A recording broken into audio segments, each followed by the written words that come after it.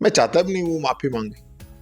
और मेरे साथ ऐसा हो रहा है, इस प्रकार की सोच है भारतीय जनता पार्टी की, तो फिर आम जो व्यक्ति है, किसान है, मजदूर है, जो गरीब है, उसका क्या होगा।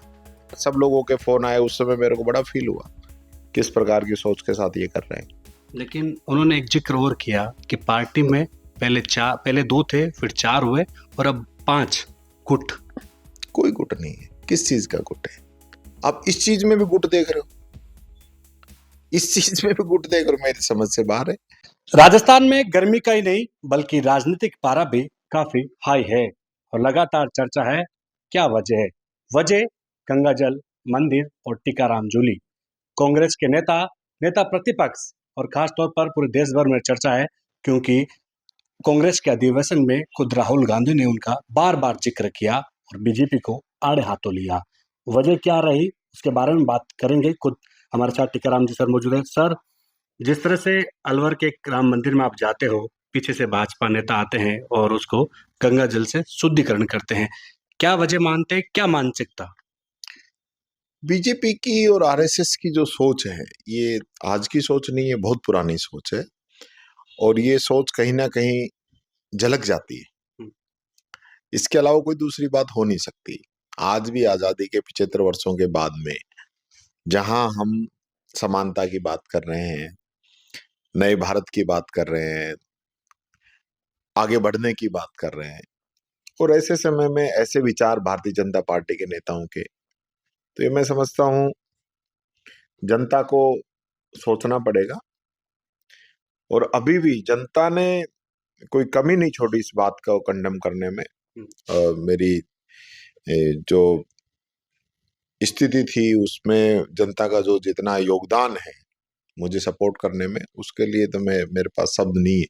मेरे पार्टी के नेताओं ने, आदरणीय खड़गे साहब ने, राहुल गांधी जी ने जिस प्रकार से इस बात को समझा और इस बात को इतनी मजबूती से इतने बड़े स्तर पे उठाया, तो उससे एक साफ मैसेज गया कि अब इस प्रकार से जो चीजें समाज के अंदर है उन पर रोक लगनी चाहिए। सिर्फ कांग्रेस ही नहीं बल्कि मैं मानूं कि अंदर खाने बीजेपी के नेताओं को भी और पार्टी का खुद का आपको सपोर्ट मिला।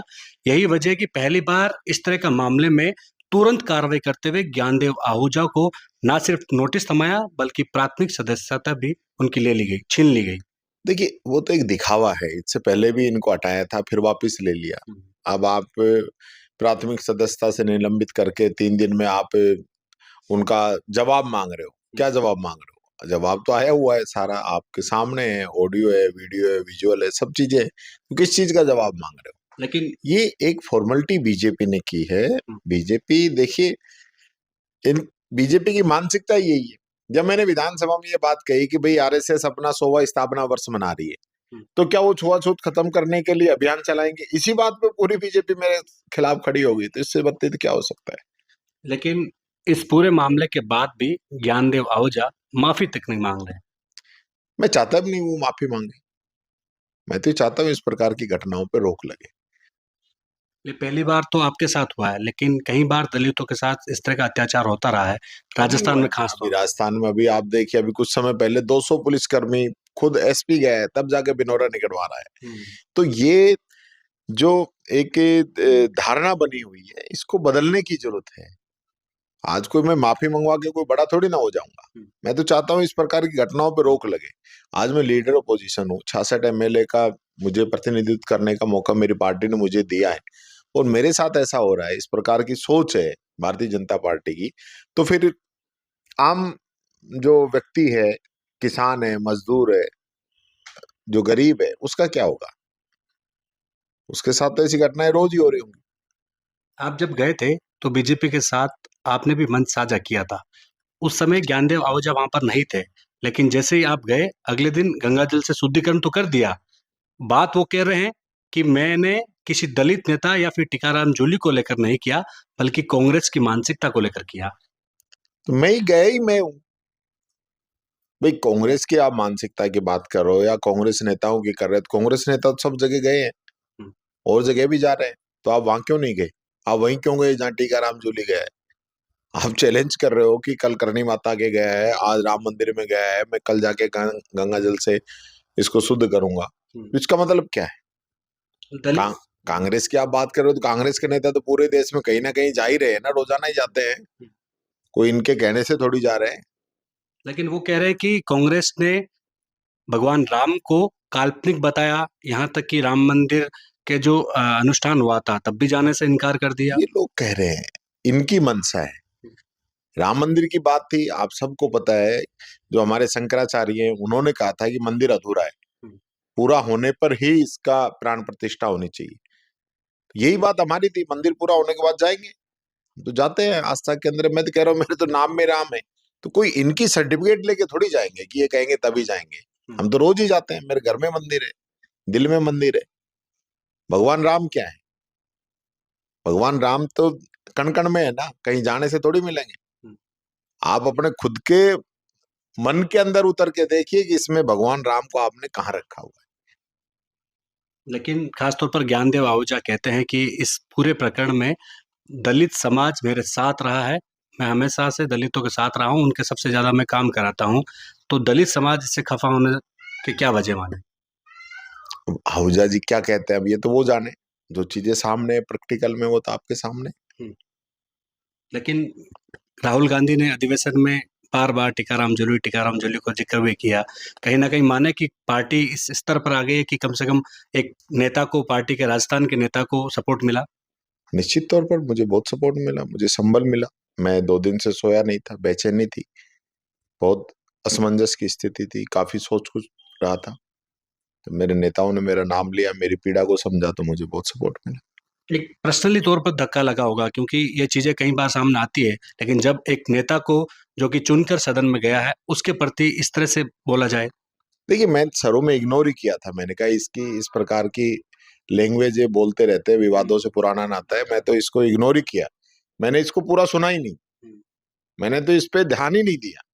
लेकिन जब मामला मीडिया में आया, सब लोगों के फोन आए, उस समय मेरे को बड़ा फील हुआ किस प्रकार की सोच के साथ ये कर रहे हैं। लेकिन उन्होंने एक जिक्र और किया कि पार्टी में पहले 2 थे, फिर 4 हुए और अब 5 गुट। कोई गुट नहीं है, किस चीज का गुट है? आप इस चीज में भी गुट देख रहे हो, इस चीज में भी गुट देख रहे हो, मेरी समझ से बाहर है। उनका ही बयान।